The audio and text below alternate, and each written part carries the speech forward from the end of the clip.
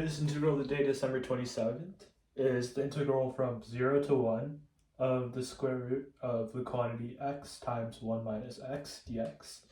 And this question is from the 2025 MIT Integration Bee Qualifiers problem 15. So take a moment to pause the video for a second and try the question on your own. But now let's get started. So if you take a look, you have x times 1 minus x under the square root. And you guys might think of doing some sort of u substitution with this entire quantity or some other tricks like that. But if you try those, you'll come to realize that they don't really work. So some of you guys might have noticed that this is a setup for trig substitution, or we substitute x for a trigonometric function. So what kind of functions would work best here? So you notice that we have x, we have 1 minus x, and we have a square root over their product. So ideally, to knock out the square root, we ideally want x to be squared, 1 minus x to be a square value, or their product to be a square value. Well, recall the Pythagorean identity, which states that sine squared x plus cosine squared x equals 1. So you have these two square values, sine squared and cosine squared, and you have, so x can be sine squared x, and 1 minus x, or 1 minus sine squared x, can be equal to cosine squared x. So the right way to solve this is by substituting x to be either sine squared x or cosine squared x. Both of them work. For this video, I'm going to be doing sine squared x, substituting that in for x, or sine squared t. Okay, so let's write, let me do this, let's do this in yellow. So x is equal to sine squared t. So this means dx is equal to the derivative of sine squared t. So that would be 2 sine t times cosine t using chain rule dt. So let's rewrite the integral with its bounds. So we have 0 as x, so sine squared of what is 0? So sine squared of 0 is 0. And the sine squared of pi over 2 is going to be 1, just from the unit circle. X is sine squared t. 1 minus x is 1 minus sine squared t. And then this is multiplied by this term here. So our dx is now going to be times 2 sine t cosine t dt.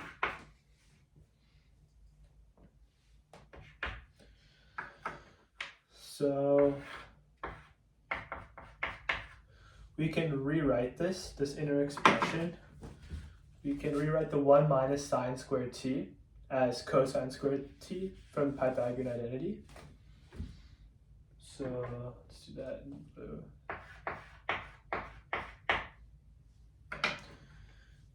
And the square root of this quantity here, sine squared t times cosine squared t, the square root of that is going to be sine t times cosine t. So sine t cosine t times 2 sine t cosine t dt.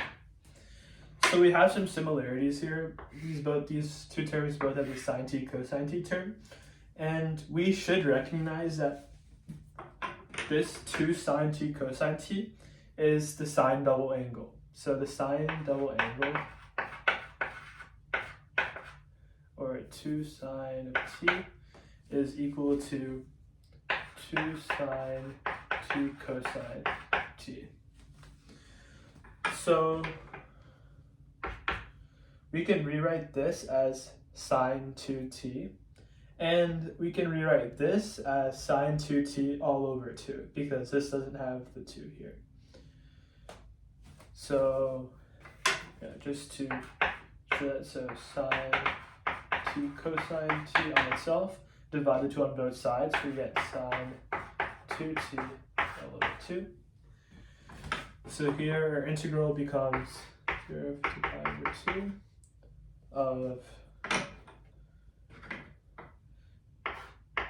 sine 2t all over 2 times sine 2t dt. We can take the 1/2 to be on the outside. So 1/2 times the integral of sine squared to t.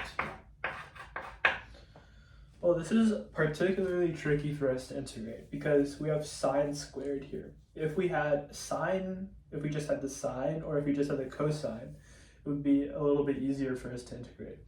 So let's try to get this sine squared 2t term into something that we're more familiar with. So let's recall another identity. So I'll do that up here. So let's recall the cosine double angle identity. So the cosine double angle identity stated that cosine of 2 theta is equal to 1 minus 2 sine squared theta. So we have the sine squared of something here, and we have the sine squared of something here as well. So sine squared of something, and we have it in the terms of a regular cosine. So this cosine is not squared. So we want to break everything down into one singular term. So that should be our goal. So here we have a squared. It would be much easier for us to integrate a singular term. So that's what we aim to do. So now let's get this to, let's isolate the sine squared theta. So adding this to this side and subtracting the one, I'll just show the work here. So 2 sine squared theta is equal to 1 minus cosine 2 theta. So sine squared theta is equal to 1 minus cosine 2 theta all over 2.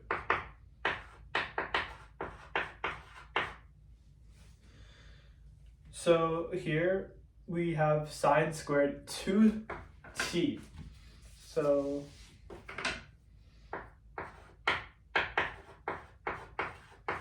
we have sine squared 2t. That would be the value of theta.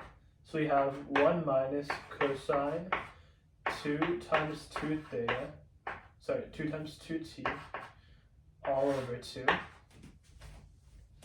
which is 1 minus cosine of 4t all over 2. So you can rewrite this integral to be 1/2 times, I forgot to write the bounds here, so 0 to pi over 2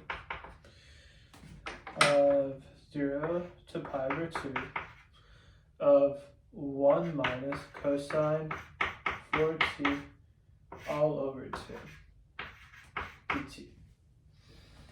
So we can break this integral apart. So do that here. So we can take the 1/2 to be on the outside.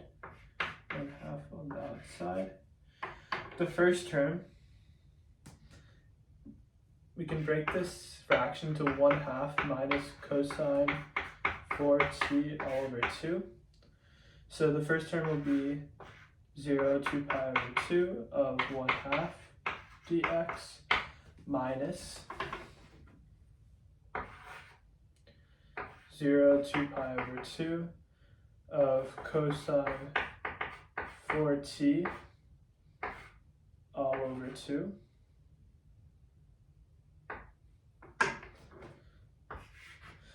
and there's also a fraction 1 over 2 over the whole thing, so we can kind of just take another factor of 1/2 out of the whole thing to make it a little easier.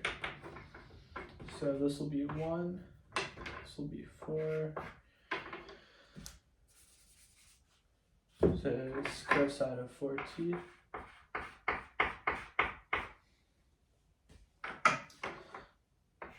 The integral from 0 to pi over 2 of 1 is pi over 2. Pi over 2 times 1 over 4 is pi over 8. And we have to add, or we have to subtract this integral over here. So minus integral from 0 to pi over 2 of cosine of 4t dt. So this integral actually evaluates out to 0 because it's a cosine function that is between 0 and pi over 2, and then we have like an integer value 4 here. But I'll actually show how this works. So let's say we have 0 to pi over 4 of cosine, let's just say an arbitrary kt, cosine of an arbitrary k, where k is an integer, dt. This is equal to sine of kt over k from 0 to pi over 2. And this is sine pi over 2k, where k is an integer, over k, minus sine 0 k over k, where k is an integer. So sine of anything 0 is 0, so this cancels. Sine of pi over 2 will be 1. And in this case, k is a multiple of 4. Sorry, k is even. So k is 4, and then 4 times pi over 2 is 2 pi. And then sine of 2 pi is equal to 0 as well. So this also evaluates to 0. So for even k, this integral